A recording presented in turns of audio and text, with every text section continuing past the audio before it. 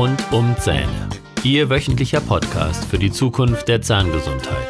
Mit modernster Technologie und wegweisenden Behandlungsmethoden für die Lebensfreude von morgen.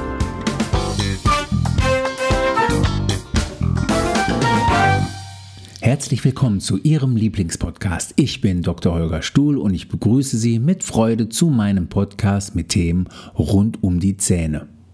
Die heutige Podcast-Episode ist der Auftakt zu einem spannenden Thema. CMD, Kraniomandibuläre Dysfunktion und Bruxismus. Immer häufiger werde ich mit folgender Frage meiner Patienten konfrontiert. Kann es sein, dass mein Biss mit meinen Schmerzen zu tun hat?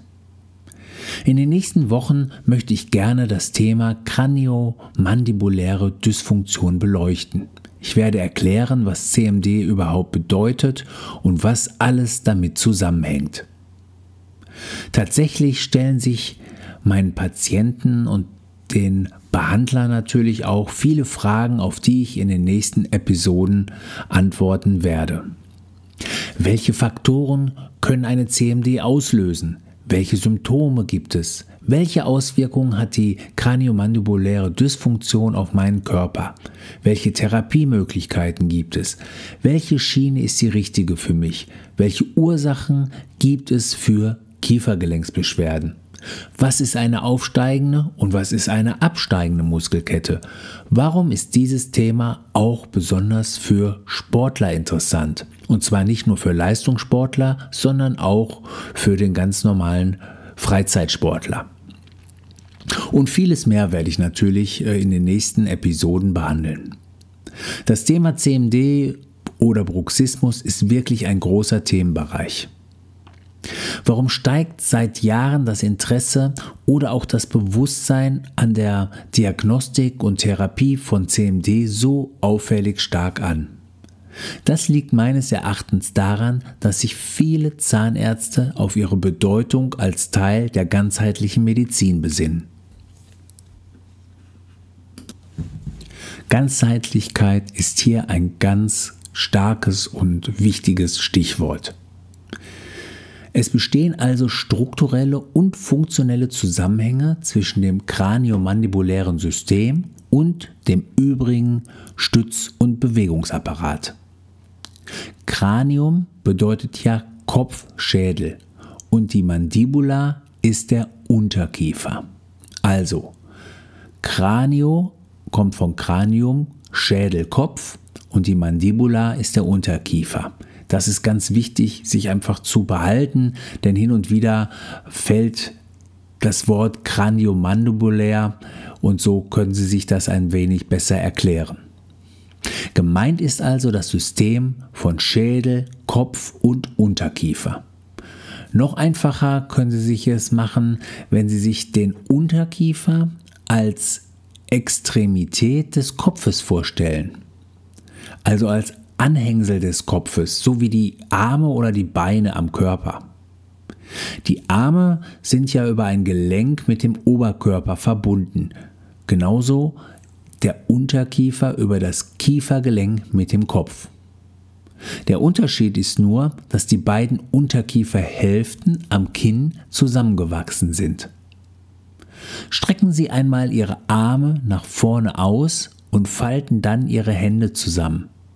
Wenn Sie nun noch die Unterarme leicht zum Körper beugen, ist der Unterkiefer schon dargestellt.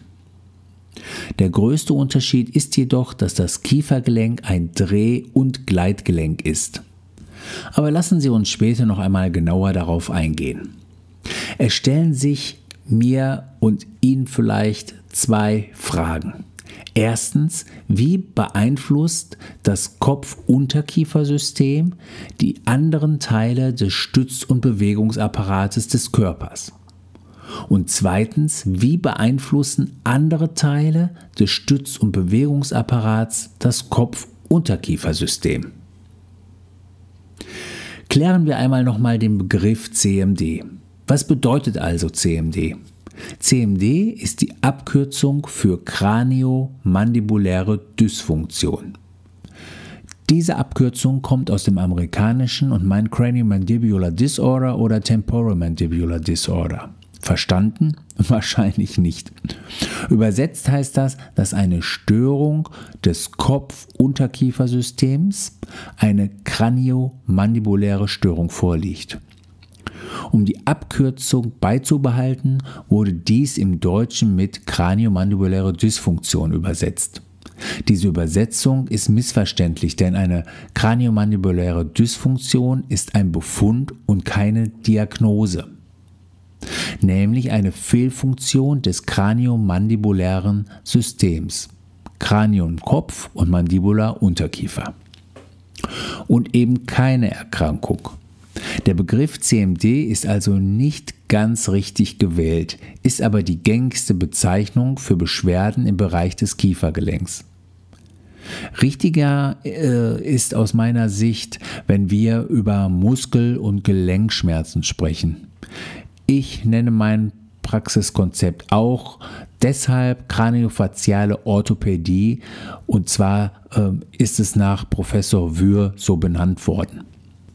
Das Konzept kommt zur Anwendung bei Patienten mit Muskel- und Gelenkschmerzen, sogenannten myofaszialen Schmerzen, und zwar innerhalb und außerhalb des Kopf-Kiefer-Systems.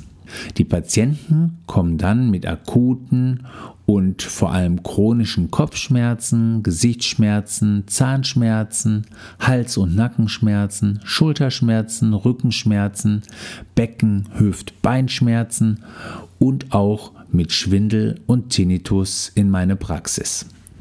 Wenn dann so ein Patient bei mir vorstellig wird in der Praxis, ist es wichtig, dass wir einen ganzheitlichen Blick auf diesen Menschen werfen. Ein ganz wichtiger Punkt ist, dass im Körper alles mit allem vernetzt ist. Das Schädel-Unterkiefersystem, das kraniomandibuläre System, ist Teil des Fasziensystems und das ist wiederum ein Teil des Bindegewebes. Stellen Sie sich einmal einen Swimmingpool vor. Einen runden zum Beispiel, den man im Baumarkt kaufen kann. Der Swimmingpool ist der Körper. Und der Pool ist mit Wasser gefüllt, das das dazwischen liegende Bindegewebe darstellt. Das Bindegewebe umgibt nahezu alle Zellen. Stellen Sie sich weiter vor, dass senkrecht zur Wasseroberfläche Stofflagen miteinander verspannt sind. Und sie unterteilen den Pool in mehrere Kammern. Wenn Sie nun einen Stein in das Wasser werfen, versetzen Sie die Laken in Schwingung. Das entspricht der Bewegung der Faszien im Körper. Entsteht eine Schwingung, die das normale Maß überschreitet, kann der Grundtonus gestört werden und es kommt zu Verschiebungen innerhalb des Fasziensystems im gesamten Körper. Das ist eine stark vereinfachte Darstellung, erklärt in etwa, warum zum Beispiel ein Umknicktrauma des Fußes den Biss beeinflussen kann. Jede mechanische Kraft im kraniomandibulären System kann über die Faszienvernetzung in anderen Teilen des Systems also bedeutsam werden. Und natürlich umgekehrt. Sie fragen sich vielleicht, wie die Faszien den Schädelkopf beeinflussen können, da dieser ja aus Knochen besteht. Aber vielleicht haben Sie schon einmal ein Modell eines Schädels auf dem Skelett Ihres Arztes gesehen. Dieser Kopf besteht nicht nur aus einem Knochen, sondern aus mehreren Knochenteilen. Diese sind durch sogenannte Suturen miteinander verbunden und geringfügig beweglich.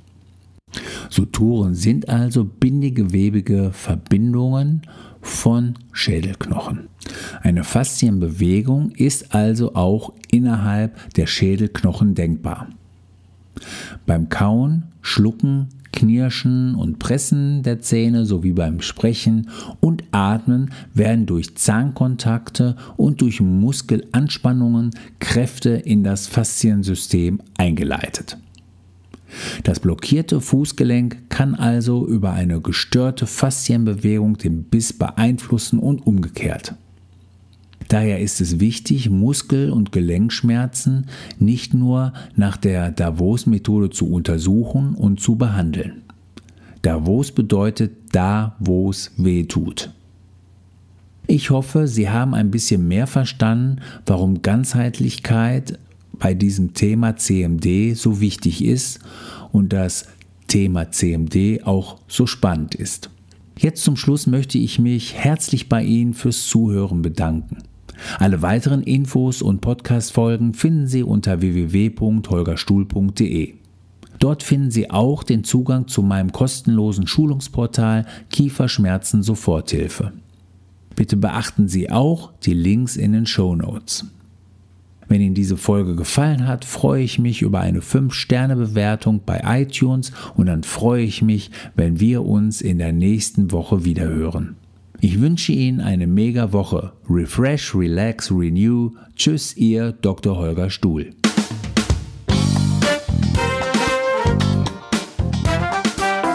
Das war der Podcast rund um Zähne mit Dr. Holger Stuhl. Weitere Informationen finden Sie auf der Facebook-Fanpage und auf Instagram unter Dr. Holger Stuhl sowie auf der Website www.holgerstuhl.de.